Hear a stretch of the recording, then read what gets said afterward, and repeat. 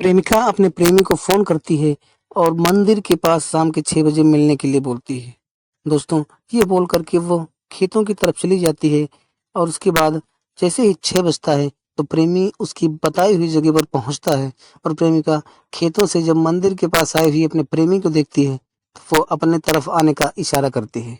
दोस्तों, वो प्रेमी भी उस तरफ जाता है और खेत के मेड़ पर खड़ा होकर के दोनों बातचीत कर रहे होते हैं। दोनों आपस में बहुत अच्छी तरह से बात कर रहे थे कि तभी जो प्रेमी होता है, वह प्रेमिका से कहता है कि तुम आजकल हमें इग्नोर कर रही हो और दूसरों से बात कर रही हो। वो किसी लड़की का नाम लेकर के कहता है कि तुम आजकल उसके प्रति ज़्यादा तुम्हें लगाव हो चुका है।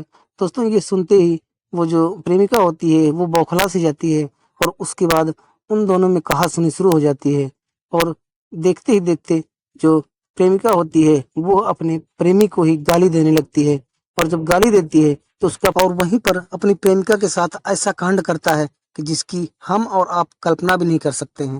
दोस्तों, आखिर क्या है कहानी, कहाँ की ये घटना, ये क्यों प्रेमी प्रेमिका के ऊपर ऐसे बरस पड़ा था, क्या हुआ था आगे, सब कुछ जानेंगे इस कहानी में आगे। लेकिन कहानी में आगे बढ़े उससे पहले बस वही रिक्वेस्ट कि प्लीज़ वीडियो को लाइक कर दीजिए और साथ में चैनल को सब्सक्राइब कर लीजिए।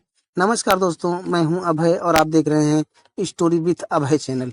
साथियों, आज की जो ये कहानी है, ये उत्तर प्रदेश के मुरादाबाद शहर की है, जहाँ पर एक थाना होता है मेनाठेर। दोस्तों, मेनाठेर में एक आले हसन नाम के व्यक्ति हुआ करते हैं, उनकी पत्नी जिनका नाम सवीना होता है। दोस्तों, आले हसन और सवीना की एक बेटी होती है 16 साल की, जिसका नाम सायरा होता है। सब कुछ घर में ठीक ठाक चल रहा होता है। आले हसन अपने घर में जो भी जरूरत की चीज होती थी, वो सब कमा लेते थे, यानी कि घर में किसी तरीके की कोई दिक्कत नहीं थी। दोस्तों, एक दिन सायरा जो है वो खेतों की तरफ जा रही होती है कि एक रफ़ी नाम का लड़का उसको कुछ कहता है, तो वो आकर के अपने घर में अपनी माँ से बता देती है कि माँ ऐसी-ऐसी बात है।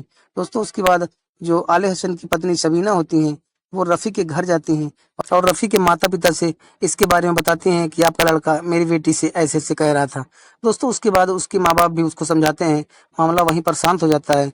लेकिन जो रफ़ी होता है, वो सायरा का पीछा नहीं छोड़ रहा होता है और धीरे-धीरे एक दिन ऐसा होता है कि रफ़ी और सायरा के बीच में संबंध बनने लगते हैं।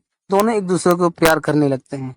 दोस्तों, ये रफ़ी का कहना है, जबकि जो घटना हुई है उसमें आले हसन की पत्नी शमीना कहती हैं कि हमारी बेटी सायरा रफ़ी से बिल्कुल प्यार नहीं करती थी, जबकि उससे नफ़रत करती थी और वही जो है एक तरफ़ा प्यार उससे करता था।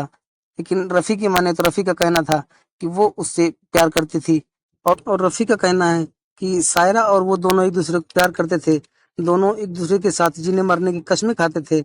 लेकिन पिछले 6 महीनों से सायरा वो किसी और लड़के से बात कर रही थी। इस बारे में जब भी हम उससे बात करते थे, तो वो लड़ाई झगड़े पर उतर आती थी। परसों-नरसों भी यही बात हुई है। फिर जिस दिन की घटना होती है, वो बताता है कि यही बात हुई थी, तो वो उसको गाली देने लगती है और गाली ऐसा देती है, वो अपना आपा खो देता है। दोस्तों, उसके बाद वो उसी के दुपट्टे से उसका गला घोंटता है और उसके बाद जब वो बेहोश हो जाती है, तो पेचकस से उसके शरीर में कई वार करता है, जिससे उसकी वहीं पर मौत हो जाती है। वो उसकी लाश को छोड़ कर के वहाँ से भाग जाता है और उसके बाद पूरे घर में जब ये सायरा होती है, वो चारा लेकर के जब नहीं लौटती है, तो धीरे-धीरे शाम होती है। उसके घरवाले इधर-उधर घूमने लगते हैं, ढूँढने लगते हैं। लेकिन जब काफ़ी ढूँढने के बाद भी सायरा नहीं मिलती है, तो उसके पिता कहते हैं कि चलो थाने में शिकायत दर्ज कराते हैं। तब उसकी माँ सबीना कहती है कि उससे जो है वो घर की बदनामी होगी और उसको खुद ढूँढने का कोशिश करते हैं, क्या पता कहीं मिले। दोस्तों, इसी समय जब रात के 11 बजे सबीना मंदिर के पास जाती है, वहाँ मक्के के खेत में जाती है, तो वहाँ पर उसकी बेटी मृत अवस्था में मिलती है। वो चीखते-चिल्लाते हुए गाँव की तरफ भागती है और लोगों को बताती है। तो लोग जब उसको देखते हैं, तो उसकी बेटी यानी कि सायरा की शरीर जो है कि उसके कपड़े खून से सने हुए होते हैं और उसको जो है वहाँ से ले जाया जाता है, पोस्टमार्टम के लिए भेजा जाता है। और उसके बाद उसकी जो माँ होती है सायरा की सबीना, वो खुले शब्दों में कहती है कि एक रफ़ी नाम का लड़का है जो हमारी बेटी को बार-बार छेड़ता था और पहले भी 1-2 बार उसको जान से मारने की धमकी दे चुका है। तो इसी आधार पर पूरी पुलिस जो है वो रफ़ी को पकड़ती है और पकड़ती है तो ज़्यादा कुछ पूछताछ, ज़्यादा उसको परेशानी नहीं होती है। रफ़ी अपना गुनाह स्वीकार कर लेता है और यही सब बात बताता है जो मैं आपको अभी बताया है। तो दोस्तों, आपको ये कहानी कैसी लगी आप लोग कमेंट करके बताइएगा। क्या यहाँ पर रफ़ी को यही करना चाहिए था? जब उसकी प्रेमिका वो उसको लग रहा था कि वो दूसरे की तरफ जा रही है, आकर्षित हो रही है, तो छोड़ देता। अब ऐसा करके वो अपनी जिंदगी खराब कर लिया, साथ में सायरा को भी इस दुनिया से हटा दिया। ना तो उसका प्यार मिला, ना उसका प्यार जीवित रहा। क्या आप सोचते हैं इसके बारे में? कमेंट करके बताइएगा। दोस्तों फिर मिलेंगे किसी दूसरी वीडियो में किसी दूसरी कहानी के साथ। तब तक के लिए नमस्कार, जय हिंद।